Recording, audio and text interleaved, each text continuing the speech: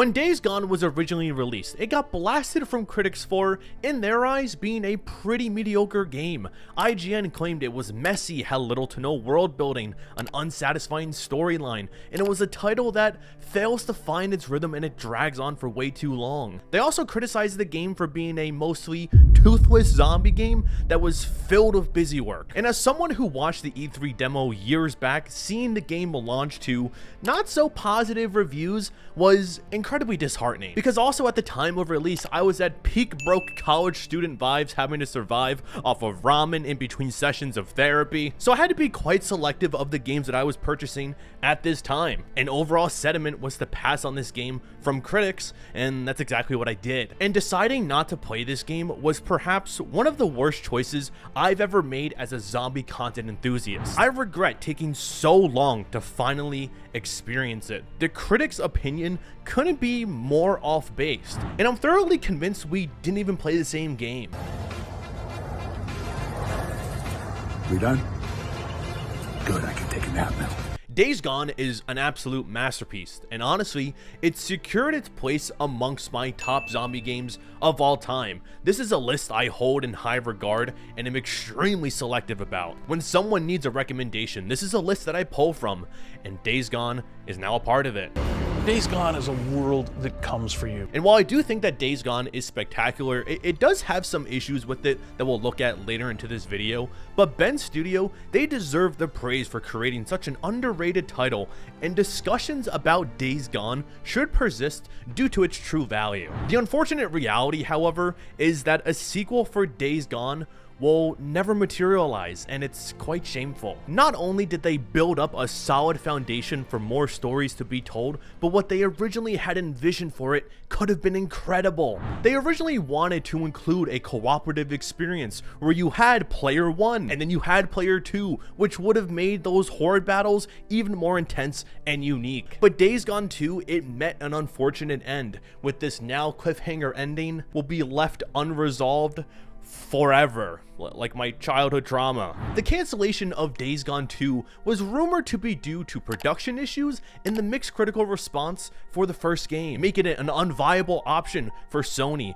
It was risky. Why make new and exciting stories when you can just remake The Last of Us 15 times? I believe critics played a pretty major role in this game's failure. I mean, hell, IGN was the exact reason why I didn't purchase this game so many years ago. Their platform and their words, it turned me off from even considering this title worthy of my time. But here we are. Years later, I have OniZombies under my belt with a platform of over 80,000 of you, and right here is every single major complaint IGN stated about Days Gone. So you know what I'm gonna do? I'm going to revisit and re-review Days Gone, while also criticizing every single one of IGN's talking points to see if it holds any validity. And guess what? 90% of them don't. So, ladies and gentlemen, let's begin and dive into the world of Days Gone.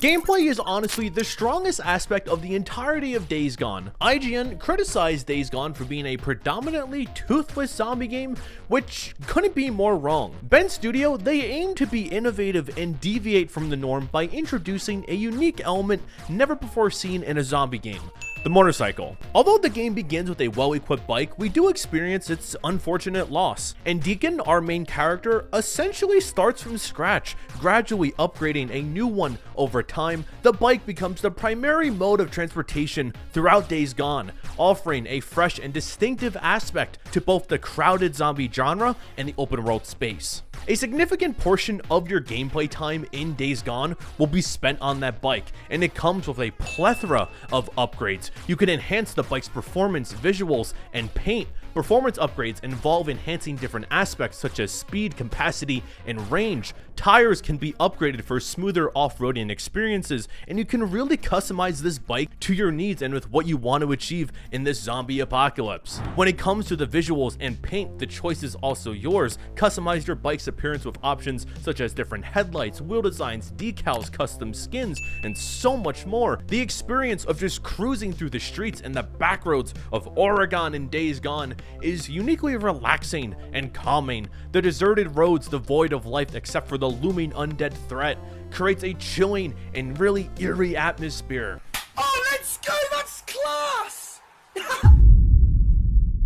I also have a slight appreciation for the random encounters players can experience while playing. Whether it's ambushes from Rippers, your main opposing group, attacks from the wilderness, there's always something new and exciting waiting for you while you're traveling around. All these elements contribute to shaping the unique identity that is Days Gone, and much of this distinctive character is intricately woven into the game's identity, particularly its locations and, of course, its music.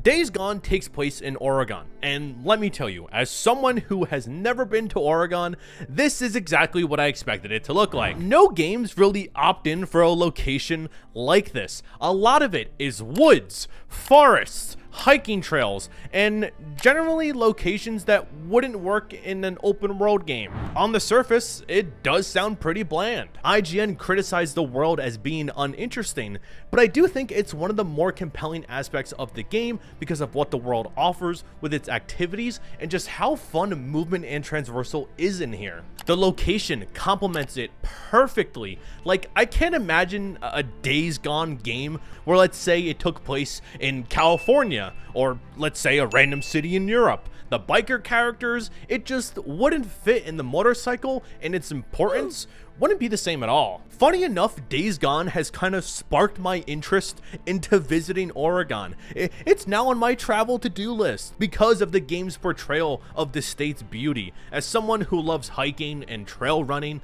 the prospect of exploring the real-life counterparts of the game's landmark locations is quite exciting. Bend Studios' dedication to incorporating various real-life locations, from mountains and rivers to burger shops and islands, showcasing their attention to detail, goes above and beyond expectations. I have a profound respect and admiration for developers who undertake this approach. I said the same thing about Dambuster with Dead Island 2 and also Techland with Dying Light 2. I'm just impressed with things of this caliber. I know we see it quite often with developers nowadays, but I still like to show my appreciation here and there for it. IGN stated that this world has little world building and no environmental storytelling, which I have to vastly disagree with. Bend Studio made a distinctive choice by selecting a location that stands out in the zombie genre. The harsh and unpredictable weather featuring heavy rain and snow, it offers moments of both challenge and beauty where you can sit on top of the mountain range and just overlook the sunset. Like, look at that. That's quite pretty. The dynamic weather system compels players to adapt, introducing challenges such as road conditions being more challenging or having to deal with tougher zombies because of those weather conditions. It encourages players to upgrade and manage resources efficiently for smoother travel. Bend Studio crafted the perfect world to align with the identity of this game. The narrative emphasizes themes of survival, loyalty, and the struggle to find hope in a desolate world. Days Gone offers a unique experience by combining elements of open world exploration, intense combat, and emotional storytelling within a dynamic and challenging environment. And the music in here as well complements all of that. It strikes a great balance of survival, loyalty, blended with despair with a slight hint of optimism. It doesn't solely focus on the apocalyptic atmosphere, instead it embodies the essence of overcoming personal struggles and striving for a better life. The soundtrack reflects the journey of moving forward, leaving the past behind while maintaining a deep respect and gratitude for the experiences that shaped the characters in the world that came prior to them. Like, just by going and reading through the names of the soundtrack, it embodies the broken nature of Deacon while also reflecting the leadership traits that he will eventually possess. We've all done things, the broken road, I remember, I keep them safe, riding nomad, promises and regrets, you're safe now, light one candle, never give up, holy war, and why we fight. Each track in Days Gone not only acknowledges the broken past, but also lays the foundation for a better future and a brighter tomorrow. But IGN, they said it was an uninteresting world, so 5 out of 10, too much grass. To the rest of you, the non-believers, the underachievers, the tweet and deleters, you guys make me sick to my stomachs, fam. In Days Gone, players have an extensive arsenal at their disposal, featuring a diverse range of weapons such as assault rifles, shotguns, rifles, pistols, crossbows, snipers, machine guns, and a Tommy gun. Oh, I love that Tommy gun. Beyond firearms, players can wield blunt weapons such as baseball bats, machetes, and axes. Additionally, there's also a variety of throwable weapons, traps, and distractions, including Molotovs, pipe bombs, attractors, mines, and much more. Players must strategically utilize this extensive toolkit to combat the infected in Days Gone. Efficient resource management becomes crucial as players navigate from one mission location to another. Being mindful of resources is essential to ensure you have the appropriate tools for various challenges. This resource management aspect gains further complexity on higher difficulty levels, adding an additional layer of engagement and immersion to the gameplay experience. The shooting mechanics in Days Gone are not only satisfying, but quite finely tuned. The gunplay is exceptional, offering players a sense of weight and realism that aligns with industry norms, I would say. Each weapon feels distinct, contributing to a pretty enjoyable shooting experience. The melee combat in Days Gone is undeniably brutal and visually impactful. Swinging weapons against zombies results in a horrific yet beautiful display. With their flesh being chipped away with each powerful strike, the game successfully captures the raw intensity of close quarters combat against the infected. While melee combat in Days Gone may feel somewhat basic in the early stages, investing time and skill points into it significantly enhances the experience. As you progress and allocate skill points, the combat becomes way more satisfying, but don't be surprised if early on it does feel quite disjointed. But players can take all of their tools and weapons and head into the open world and do some activities. The open world activities range from infestations, ambush camps, Nero checkpoints, research sites, and also hordes. Now, hordes and also endgame activities are reserved for the second half of this video because they have a special place in my heart and deserve their own section. Infestations are the sections on the map where you need to exterminate zombie nests. And this process involves approaching the area and igniting it to clear out the undead, and cha-ching, profit. Beyond the satisfaction of cleansing these zones, there's also the added incentive that it unveils hidden rooms or areas that contain valuable resources for your ongoing journey. Ambush camps. You can probably already figure this one out just by hearing the name, but there are these camps for the human enemies that you run into. You can eliminate them, unlock a bunker, and earn some extra rewards such as extra crafting abilities, revealing the map, and it essentially becomes a safe house here, which is basically the spot to manage all your resources and also fast travel to if your difficulty allows you to do so. Next, we have Nero checkpoints and research sites. They are both somewhat similar. You can unlock these areas typically by doing a puzzle, and if anyone has played Dying Light 2, they contain crates that have inhibitor-like powers where you can pick to upgrade your health, stamina, or focus.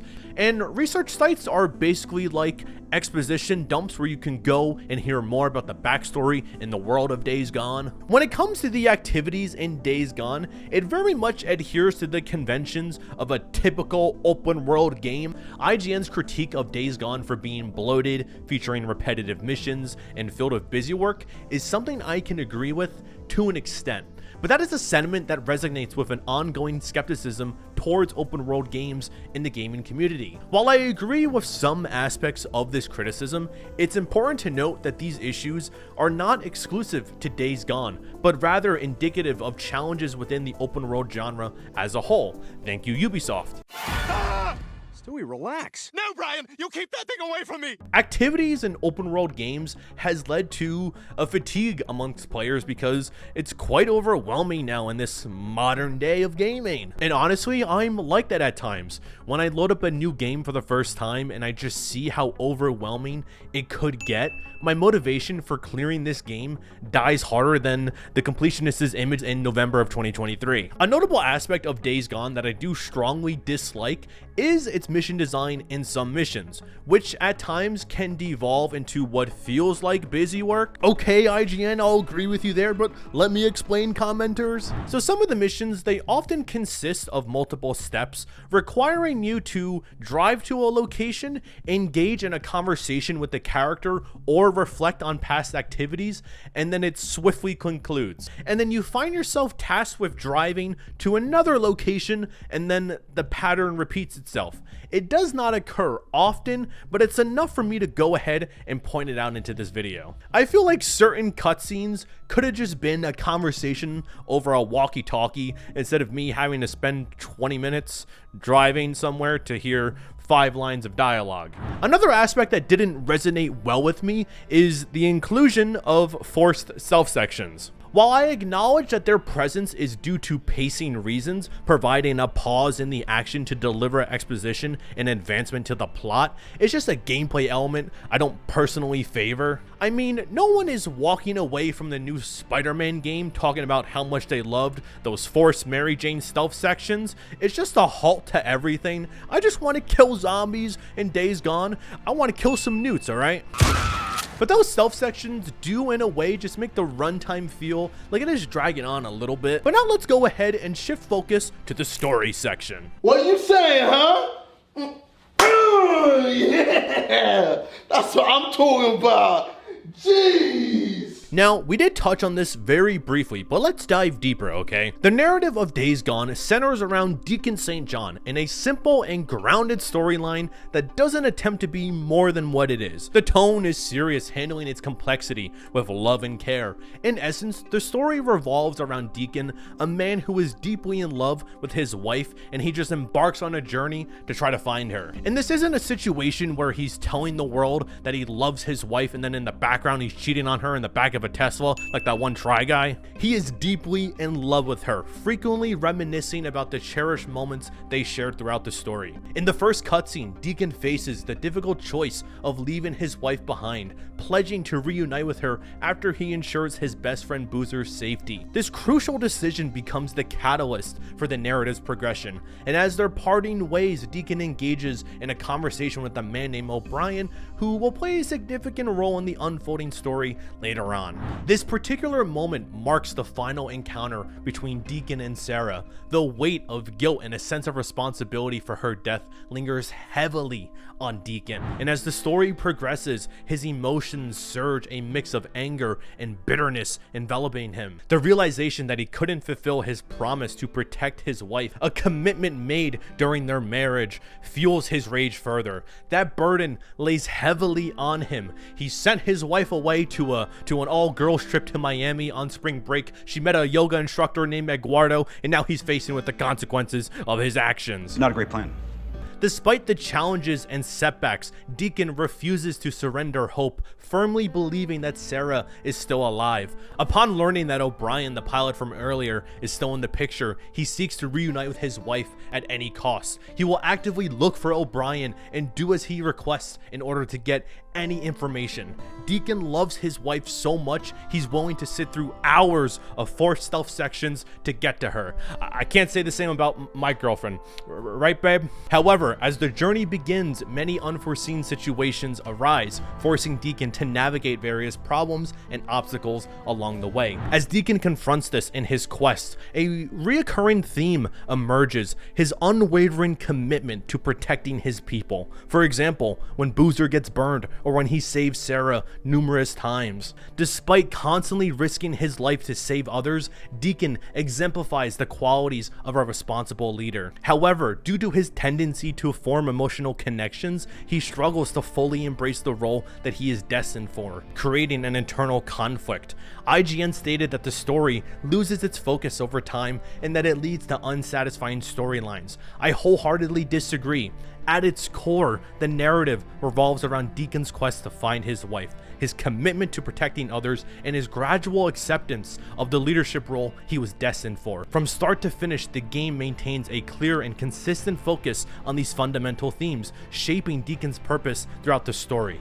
but he doesn't do it alone, he does it alongside many characters. You, as Deacon St. John, are accompanied personally by your companions throughout your journey, and they're honestly quite beautiful, bubbly, intelligent, and incredibly reliable. The story and how it unfolds would not nearly be as enjoyable if it wasn't for their involvement. They do occasionally exhibit a tendency to be a bit whiny and broken, but despite the potential need for fixing, they are individuals you deeply love and care for. A reliable pillar of support you can count on, especially in the most challenging times. I'm not talking about you, Sarah. It's all about Boozer, baby. Boozer stands out as one of the most compelling side characters in all of Days Gone. His genuine love and respect for Deacon creates this powerful bromance that just resonates throughout the game. Because he's my best friend, he's my pal, he's my homeboy, my rotten soldier, he's my sweet cheese, my good time boy. Boozer plays a pretty vital role in both the narrative and the gameplay aspect of Days Gone.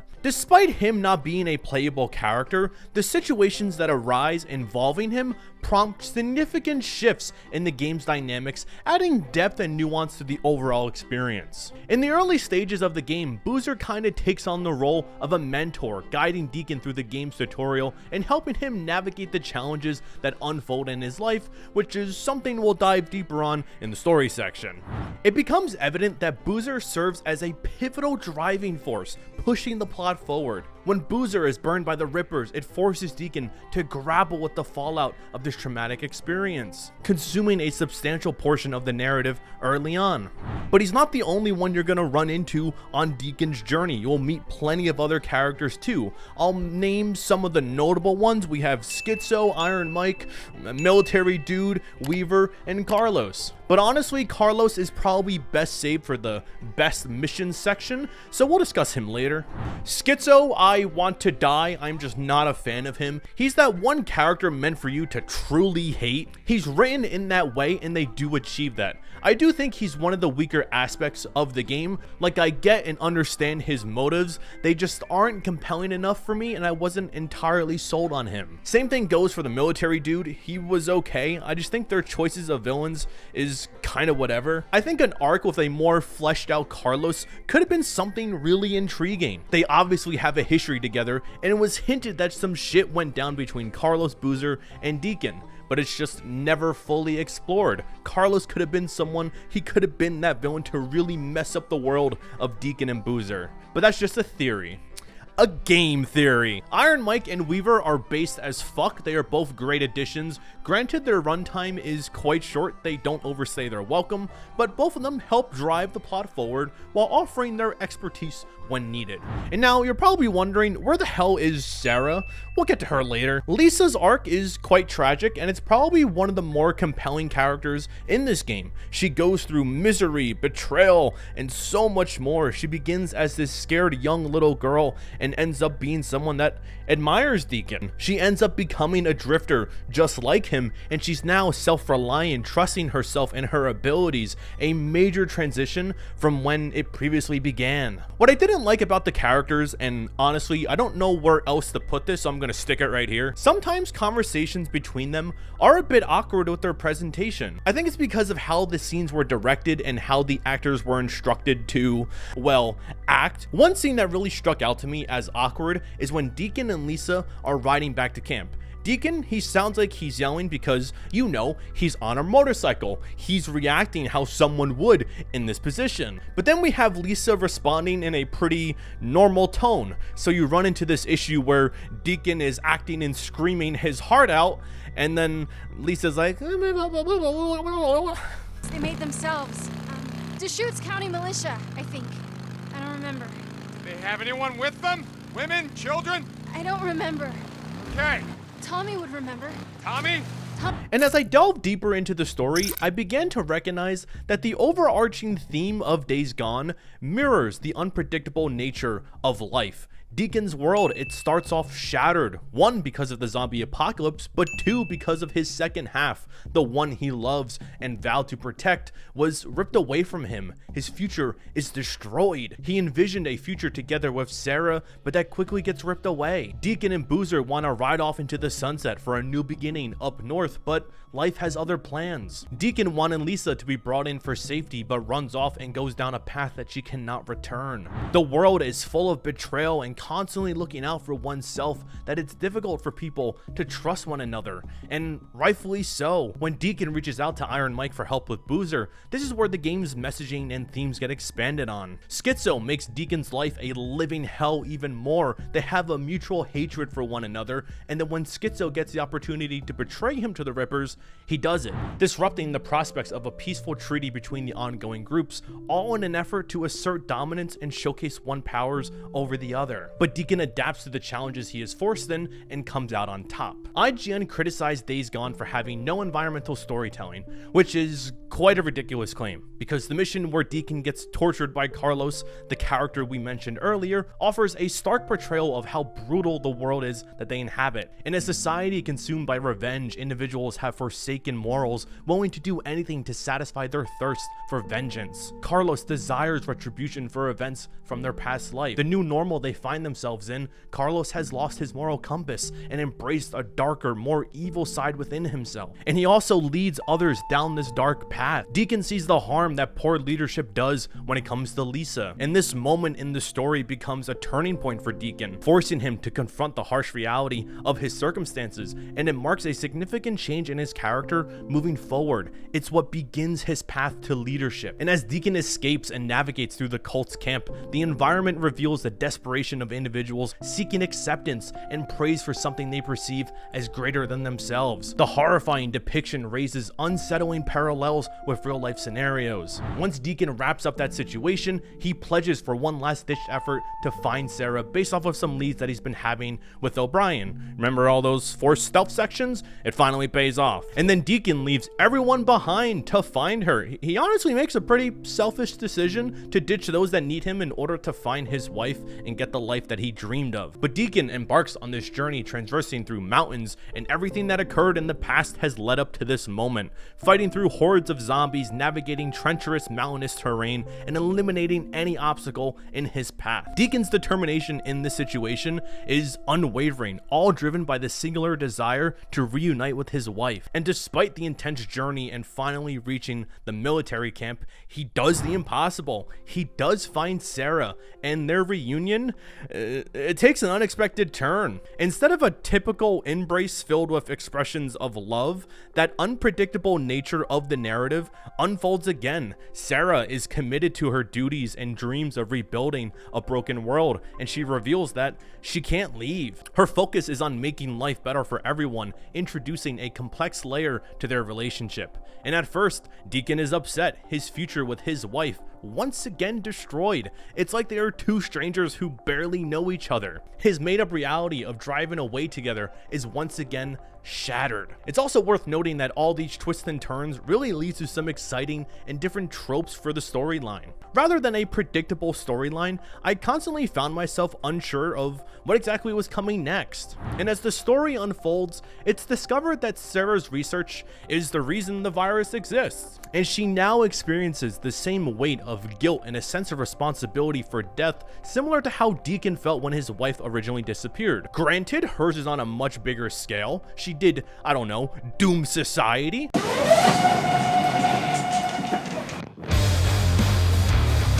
But they experience the same emotions of regret, anger, bitterness, and that burden lays heavily on her. She feels the need to correct her mistakes, and it's what pushes her motivations to the end of the line. She will not leave for their perfect life together until this is resolved, and Deacon understands that and commits to making it right. Now, fast forward a little bit, tension between the two groups are arising, and Schizo kills Iron Mike, but it's also worth noting that in the background this entire time, Iron Mike was looking for someone to take over and Deacon lead, and he believed that Deacon was the right one, but he refuses because he thinks he's not a good fit for it. But upon Iron Mike's passing, Deacon just goes and steps forward and assumes the role of leader, and every single person in the group follows him. He's now fully stepping into the role that he was destined for, all in an attempt to bring this chaos to an end. And in the final mission of Days Gone, Deacon bears all the lessons and experiences accumulated throughout his journey. In the beginning of the game, he would have been reluctant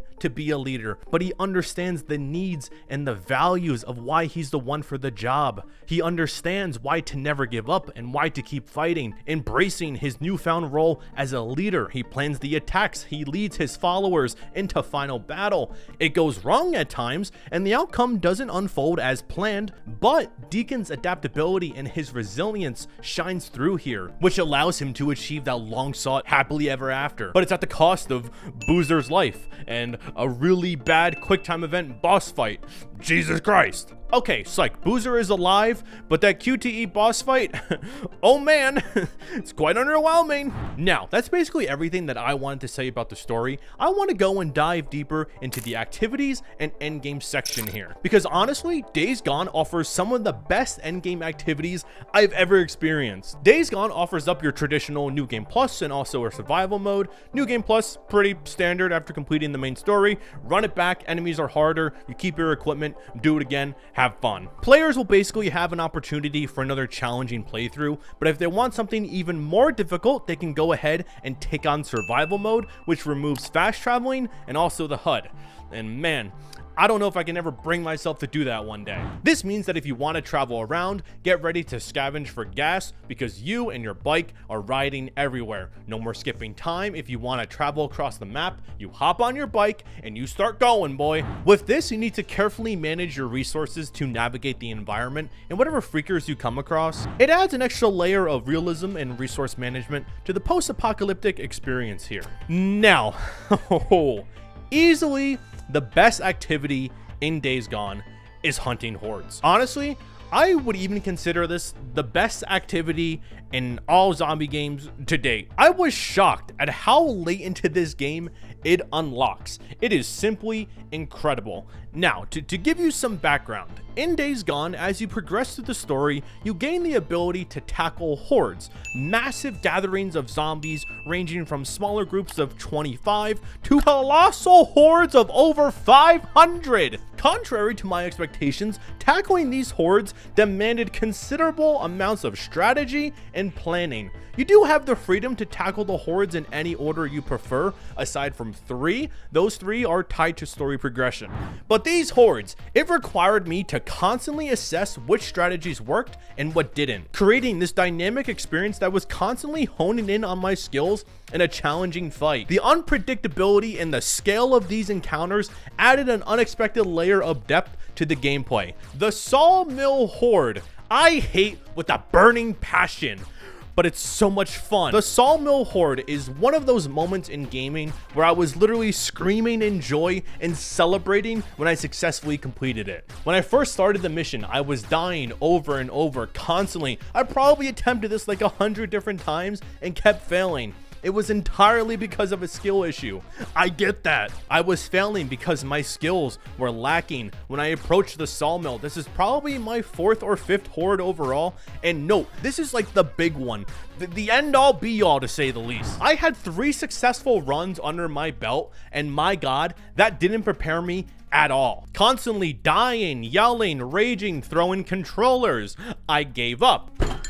You see, in the initial stages of tackling hordes in Days Gone, my runs were chaotic and uncoordinated. I found myself constantly fumbling and failing, often because I was trying to just rush through it and just trying to get by. Oh, no, no.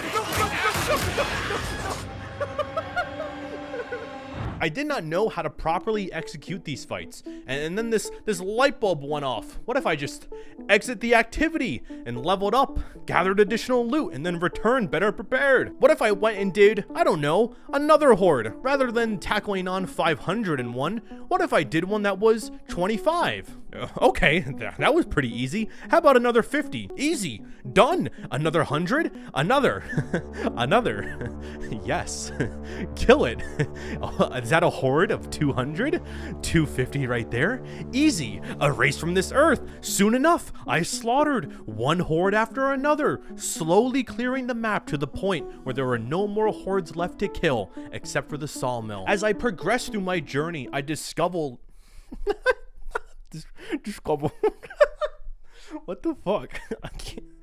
Bro, I've been recording this like 5 hours. As I progressed through my journey, I discovered the crucial importance of patience in Days Gone. The game demands careful resource management, emphasizing a deliberate and methodical approach rather than a rush playstyle. Days Gone doesn't want you to speed through it. It's a grounded experience. It urges you to immerse yourself as if you were truly present in this world. In this realization, it allowed the puzzle pieces to fall into place for me. Engaging in these challenging fights, I learned the art of maneuvering and leveraging the environment. Whether making strategic jumps or toppling structures in the horde's path, every single move was calculated now. I discovered the effectiveness of grouping the horde near gas canisters or employing attractors and remote bombs with a plan, placing my bike strategically off the path, allowing myself for quick retreats to go and get myself some ammo. One valuable lesson that Days Gone taught me is that while planning is essential and needed, the true challenge lies in adapting to the unfolding situation. No matter how thoroughly you prepare, life just throws these curveballs at you, demanding flexibility and resilience to navigate the unexpected. It's a reminder that growth often emerges from the abilities to adjust and face the challenges head on. And each encounter in here, it becomes a lesson in adaptability and resourcefulness. I played Days Gone at a pretty crucial point in my life where I'm grappling with confusion and trying to figure out my purpose, and it felt like the game and its hordes especially mirrored that unpredictability of life, that no matter how much you plan, unexpected challenges can quickly throw you off course. And Days Gone teaches you that your reactions and improvised strategies reveal a hidden strength, a personal resilience that helps navigate through life's uncertainties. It's a reflection of the power we all have within us. And it's a metaphor for Deacon and his journey. As we stated in the beginning, Days Gone is criticized for feeling bloated, messy, and confused, and it's a game that never finds its rhythm. It has unsatisfying storylines, and it's filled with busy work, and it loses its focus over time. That's not the case here. It's about dealing with life and one's reactions when faced with unexpected twists and turns. He had his life planned out with his wife pre-apocalypse, but it doesn't go as planned, forcing Deacon to navigate various problems and obstacles until they are reunited. However, even upon finding his wife, new challenges arise, shattering the vision of his happily ever after. Sarah's desire to end the horror of the infected disrupts Deacon's dreams, introducing that complex layer we mentioned earlier. But Deacon's evolution from a self-reliant survivor to a charismatic and capable leader highlights his ability to adapt to the unpredictable nature of life. As a player, I learned so many skills and life lessons in here, more than other games out there. Like, I don't typically 100% games anymore, but I did in here. I was on the edge of my seat the entire time. I did every single activity, every single horde. Oh, what's this? Is that a secret cutscene right here? Oh, hey O'Brien, how's it going? What do you mean the infected are evolving? Wait, O'Brien, are you infected? Wait, where are you going, buddy? It's all right. I'll see you later. I guess they'll answer that in the sequel. Oh, fuck!